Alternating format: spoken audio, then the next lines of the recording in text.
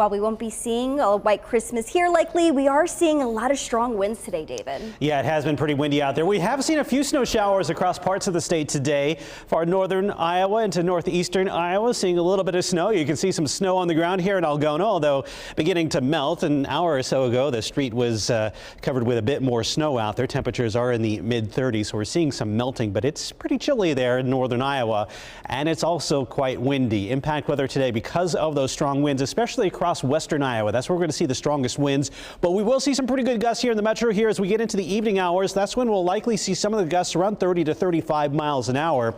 That's about as strong as the winds get for us, but you notice those winds turning to the northwest. That's going to pull in some colder weather. Still watching that light snow for northern and northeastern Iowa. Not expecting a lot, mainly just flurries here as we work through the afternoon. Maybe some light accumulating snow northeast of Mason City and Waterloo, so as you get up toward Decorah, but most of the accumulating snow is going to be limited to Wisconsin and Minnesota, where they have those winter storm warnings, and then we're looking at some much colder air moving in here later tonight. There's the snow right now. Most of this is off to the northeast of Mason City and Waterloo as you get up into portions of Wisconsin. That's where we're seeing some of the steadier snow. You can see it lifting off to the east and northeast there, north of Dubuque. Maybe Madison getting some heavier snow right now.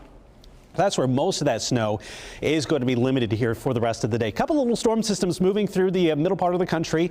This one moved through earlier, brought the snow to northern Iowa. Now we're seeing the impacts of this storm system moving south of Minneapolis right now. That's bringing in some pretty strong winds ahead of a strong cold front. That's going to push across the state here throughout the rest of the day. There's those winter storm warnings we were just talking about from north of Dakota through Minneapolis, right through the middle of Wisconsin here. So that's where the most impactful snow is going to be. We're actually up to 44 degrees now here in Des Moines, although we have some clouds moving on through. Temperatures are relatively mild for this time of year. We have a west wind right now at 17 miles an hour.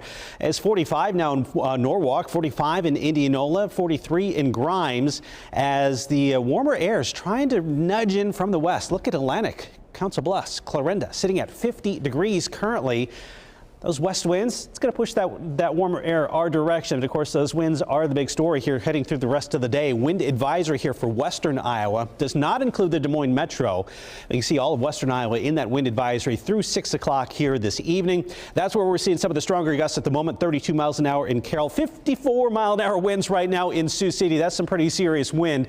Thankfully, that wind will stay just to the west of the metro, but you can see those strong winds diving in here 2-3 o'clock. We start to see the winds increasing here in Des Moines.